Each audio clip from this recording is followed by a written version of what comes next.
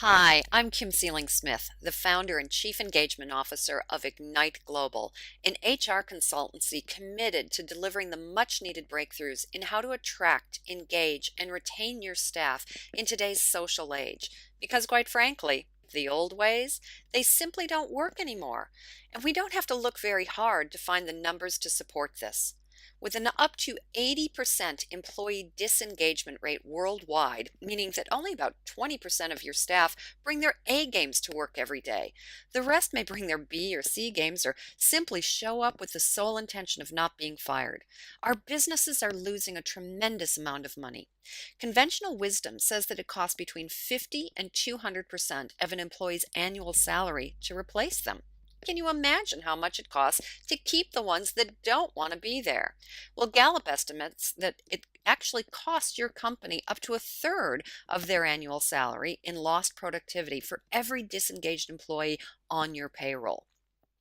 What if your computer systems were as disengaged as your staff? Meaning, what if only 20% of your computers worked well and consistently every day? 60% of them worked inconsistently, and the remaining 20% actively spread viruses throughout your organization. Wouldn't you need to fix this issue right away? Why then do we let it persist with our staff? Maybe we don't fix it because we don't really understand it. At Ignite Global, we believe that the root of our employee engagement problem stems from the fact that we haven't really updated the way that we hire and manage staff since the industrial age.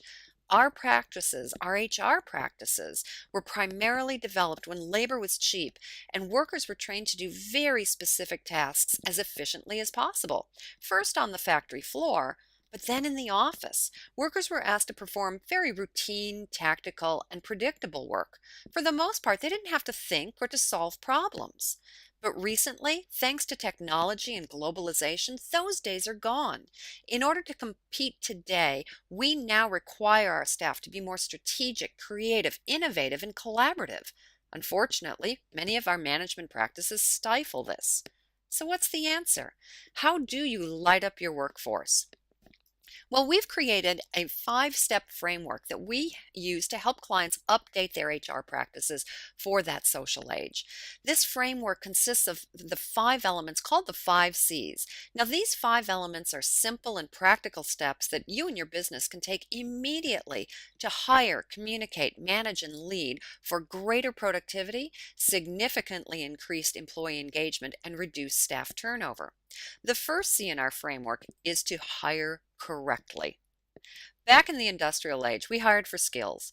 Unfortunately, many managers still do, which is going to increasingly become a problem as the skills shortage continues to get worse. In the social age, we need to look instead at behaviors because skills can be taught. We also need to change the way that we source our candidates. The best candidates are rarely actively looking. In the social age, we need to take full advantage of all of the latest technologies and methodologies to find the best candidates in the marketplace, not just the best available at that time. And we need to learn to interview so that we can test for those behaviors and competencies that are needed for the job, something unfortunately most managers are not so good at. But the hiring process doesn't stop with the job offer. We also need to update our onboarding programs.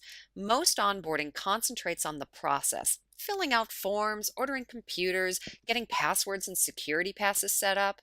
Truly effective onboarding, however, concentrates on the person. It helps the person become a part of the team and as productive as possible, as quickly as possible. The second C is to classify and manage appropriately. Back in the industrial age, we used a one-size-fits-all command and control management style. But not all of your staff members are created equally. And even though we're taught not to play favorites, studies show that if you do, you'll get better results. So classify them into critical people, squeaky wheels, and the fat middle, and manage them accordingly. The third C is to compensate fairly. Now, funnily enough, the operative word here isn't the C word at all. It's the F word, fairly. How do your staff feel about how they're paid? Do they feel as though they're paid well for the value that they add? Once they do, you can then use currencies of choice to drive and motivate them. These are those currencies that staff value even more than money, those intrinsic motivators. But how do you find out how your staff feel about their pay and what drives and motivates them? The only way to do it is by communicating effectively. Yet most managers don't speak with their staff enough, don't know what to talk about, and don't know how to have effective conversations. Back in the industrial age, communication was one way. Managers talked, employees listened. But today's workforce demands a participatory management style. They want us to know what's on their minds. But many, brought up in the old command and control environment, don't actually know how to express themselves in the workplace. They're reluctant to talk about what drives and motivates them, not to mention what challenges they might be having in achieving their goals. And this can lead to performance problems. So it's up to the managers to encourage these conversations, to tap into their staff members' minds and determine what it is that they need to unlock their potential, unleash their passion, and increase their productivity. That's why we call our communication program Mind Reading for Managers. The Mind Reading for Managers program consists of having monthly conversations around 5 topics: feedback, accountability, strengths, those currencies of choice, and career development. You don't need to spend a lot of money to engage and retain staff, but you do need to revolutionize your hiring and management processes for the social age. And the 5 C's is a great framework to help you do just that.